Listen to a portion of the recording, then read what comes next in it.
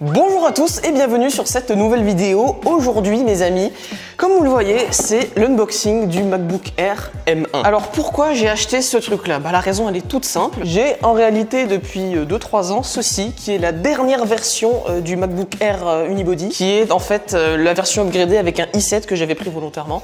Et donc voilà, il est peut-être temps de la remplacer. Surtout que j'ai eu un très bon deal, donc bon c'est pour ça. Le fait est que je vais vous expliquer ce que c'est M1 parce qu'il y en a sûrement plein d'entre vous qui n'ont aucune idée de ce que c'est finalement. En fait basiquement les ordinateurs habituels, ils utilisent une architecture de processeur qui est x86. Et le problème avec x86, c'est que c'est très bien, mais ça existe depuis les années 80, donc ça commence à être plutôt limité en termes d'évolution. Là, on est sur l'architecture ARM, qui est en fait exactement la même chose que ce que vous avez dans vos iPhones. Et du coup, il y a basiquement un processeur d'iPhone sur stéroïdes dans cet ordinateur. Ce qui fait que ça donne bien de très bons résultats en termes de vie de batterie et de performance. Parce que oui, la vie de batterie des iPhones, elle est bien meilleure qu'un ordinateur portable par exemple. Apple a récemment changé cette architecture et il y a un problème avec ça, c'est que tous les logiciels qui ont été compilés pour x86 ne fonctionne pas sur ARM. C'est pour ça qu'on peut pas faire tourner Windows sur un téléphone Android par exemple. Du coup d'habitude ce qu'on fait c'est qu'on fait de l'émulation. Le problème avec l'émulation c'est que c'est genre pas du tout efficace. Par exemple c'est efficace à maximum 50%. Et encore ça c'est une très bonne émulation. Et du coup ce qu'ont sorti Apple avec cet ordinateur c'est Rosetta 2. Rosetta en fait c'est de l'émulation mais vachement bien à la façon Apple. Du genre on peut monter jusqu'à 80% d'émulation quand on veut émuler des logiciels x86. Donc c'est pour ça que je suis parti sur ce truc là, c'est parce que moi j'utilise au quotidien des applications x86, mais il y a ce truc d'émulation qui marche vachement bien et voilà, je voulais le tester de moi-même. Du coup, à cette blabla, on va passer à l'unboxing, donc c'est parti. Bon, ça fait longtemps, hein. Oh, regarde-moi ça. Ça fait quand même un sacré bout de temps. Oh. C'est long.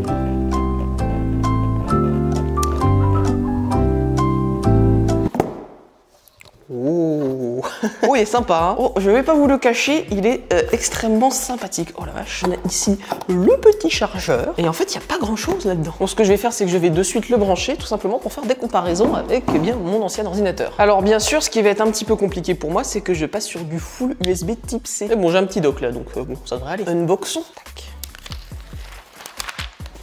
C'est l'expérience, hein. Oh. Il est incroyablement sympathique, hein. J'ai jamais eu de MacBook Space Gray et je dois dire que il a de la gueule hein, quand même. Alors moi, il y a un truc qui m'énerve quand même, c'est que comparé à l'ancien MacBook où j'avais des ports partout, là j'ai que 2 Thunderbolt et c'est sur la gauche. Alors je sais que c'est question pratique parce que sur la carte mère, il n'y en a pas à droite, mais c'est juste chiant. Et là, c'est parti, premier démarrage. Oh. Alors là, j'aime beaucoup. Oh putain. Il est trop beau. Je suis un gamin là-devant, hein, c'est incroyable. Oh, ce trackpad. Tout est bien là-dessus, c'est incroyable. Hein. Oh, le trackpad Force Touch, mais oui, il y a du Force Touch maintenant. Je suis habitué à l'ancien MacBook Air. Qu'est-ce que vous voulez? Allez, première passe du clavier. Oh. J'aime bien, franchement j'aime bien. Cette machine est incroyable. Qu'est-ce que c'est que ça? Le trackpad Force Touch, honnêtement, j'avais jamais réellement testé et c'est assez incroyable quand même. Par contre, là j'ai un truc un petit peu buggé, je sais pas si vous voyez. Je sais pas ce qui s'est passé, mais... Ah ouais. Bon, bah j'ai... J'ai l'installateur qui est tout en haut, oui, bon, je vais recommencer, tant pis, parce que là, je peux pas faire. Ça, c'est une grande première pour moi, hein. Touch ID sur un Mac, ça va être plutôt pratique, hein, on va pas se le cacher.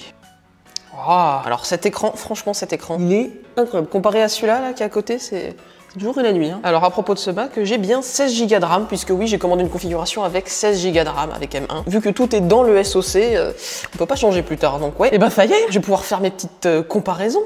Bien, donc j'ai fait le même setup sur les deux ordi, donc ils sont tous les deux branchés, ils ont tous les deux la même version de Premiere Pro, et ils vont tous les deux avoir le même fichier vidéo. Voilà, là ce qu'on va faire, c'est qu'on va tester les performances. Je rappelle que dans cet ordi, j'ai un i7 dual core à 2,2 GHz. Ce qui fait un peu chier. Et là, eh bien, j'ai le M1. Voilà, c'est assez simple. Ce qui est bien aussi hein, avec cet ordinateur, c'est il a des performances en plus, ça on le sait, mais en plus, la batterie tient quasiment 2 fois plus longtemps. On a au maximum sur cet ordinateur-là 12 heures de batterie, et là on a 20 heures, ce qui est absolument insane pour un ordi portable. Et du coup, comment est fait M1? Eh bien, il y a 8 cœurs. En fait, on a 4 cœurs haute performance et 4 cœurs qui sont là pour économiser de l'énergie quand vous êtes sur votre navigateur, des trucs comme ça. C'est pour ça qu'il a une super vie de batterie. Du coup, là, ce qu'on va essayer de faire, c'est de voir déjà comment il performe sur Premiere Pro. Je rappelle que Premiere Pro tourne en x86 sur cet ordi qui est x86, mais sur celui-là, il est émulé. C'est totalement de l'émulation, c'est-à-dire qu'il n'existe pas encore sur ARM.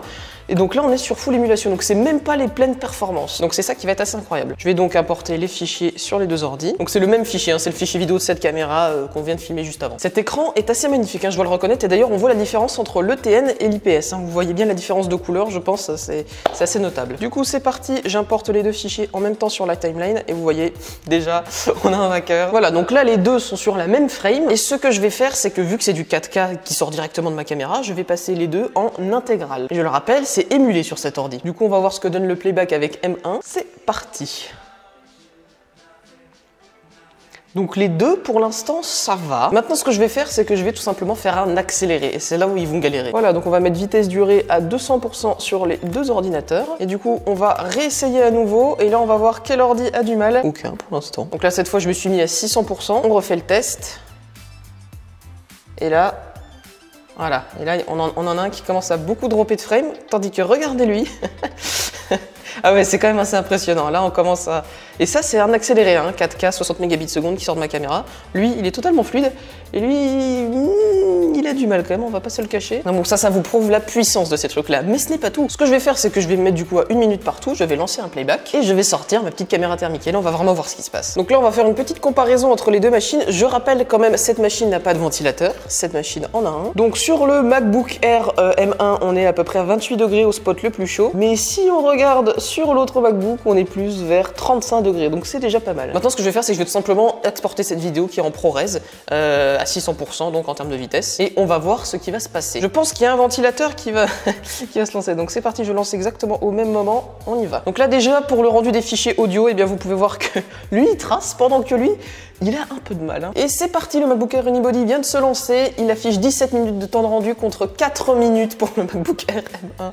Donc là, on est sur une fessée, là, j'ai l'impression. Lui, il est à 18%, pendant que lui, il est péniblement à 3%. Donc là, on est sur un clair gagnant. Et je rappelle, lui n'a pas de ventilateur. Ah, yes, les lumières qui s'en vont. On va donc regarder ce qui se passe au niveau thermique. Donc là, en plein rendu sur première, on est à 28 degrés maximum. Et ici, on est à 36 degrés, 37 degrés. Donc là, oui, ça commence déjà à être un petit peu chaud, même au doigt, ça commence à... Mais encore, c'est pas le pire. Donc là, ce que je suis en train de faire, c'est que je vais tester un truc qui peut être drôle, c'est Minecraft. Alors pourquoi je teste Minecraft sur les MacBook Air? Tout simplement parce que ça peut arriver de temps en temps de vouloir y jouer, et surtout, je veux voir à quel point est performant ce truc-là. Parce qu'il n'y a pas de carte graphique dédiée, hein, tout est dans le SoC M1, et on a 7 cœurs de GPU apparemment. Alors que là, si je regarde, voilà, on est sur une Intel HD Graphics 6000 avec de la mémoire partagée avec la mémoire vive de l'ordinateur. Donc là, ce que j'ai fait, c'est que j'ai mis exactement les mêmes paramètres graphiques sur les deux, et du coup, on va voir bien ce que ça donne. Donc c'est parti, ce qu'on va faire, c'est qu'on va créer une même map déjà pour commencer. Pour la seed, je vais mettre la même, je vais mettre 1, 1, 1, 1. Et c'est parti, Create New World. Et on va voir qu'est-ce qui va le plus vite.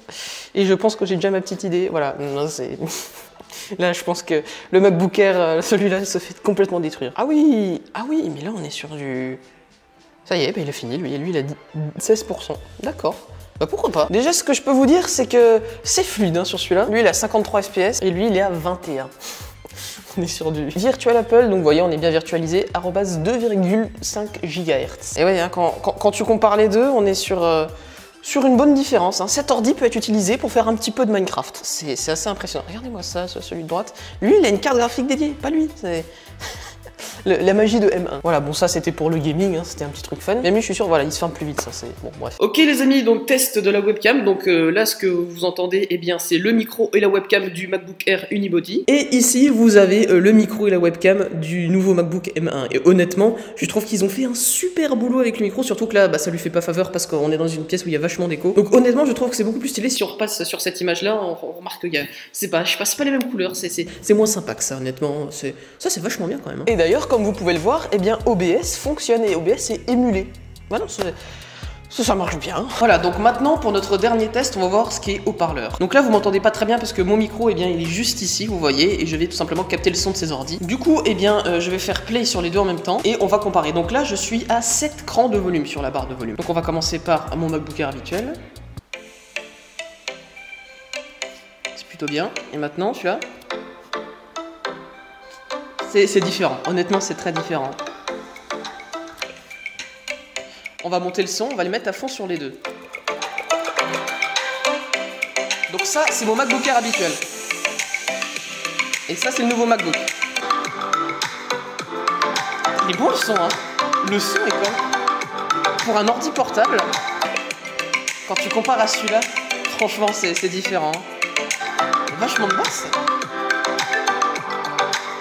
Ouais, honnêtement, je suis plutôt bien impressionné là. Franchement, je suis tout à fait content d'avoir acheté cet ordi. Il va me durer plus longtemps en termes de vie de batterie. Il y a des meilleurs haut-parleurs, un meilleur trackpad, un meilleur clavier, un meilleur écran, une meilleure webcam, des meilleurs micros. Il y a tout de mieux, c'est tout. Hein. Les gens qui achètent celui-là en 2020 en neuf, je sais pas ce que vous faites. En conclusion, mes amis, qu'est-ce que j'en pense? Bah, j'en pense que du bien. Je sais pas ce que vous allez en penser, mais honnêtement, je trouve qu'il est incroyable. Voilà, ils ont fait du super bon boulot. Je pense qu'en plus, avec toute la couche de compatibilité qui vont de plus en plus s'améliorer et puis toutes les applications qui vont venir nativement là-dessus, comme par exemple la suite Adobe ou plein de trucs comme ça, je pense que ça va être une super machine, honnêtement. Et du coup, je suis très fier d'avoir acheté ce petit truc-là et je suis très content de vous avoir fait cette vidéo spéciale Noël, du coup. Oui, nous, on tourne ça, c'est début décembre, hein, c'est pour ça. Enfin, voilà, les amis, j'espère que cette petite vidéo vous aura plu. Joyeux Noël. Voilà, je sors ça comme ça. Quant à moi, eh bien écoutez, je vais vous dire salut à tous, très bonne continuation et on se retrouve en 2021. Allez, salut les amis.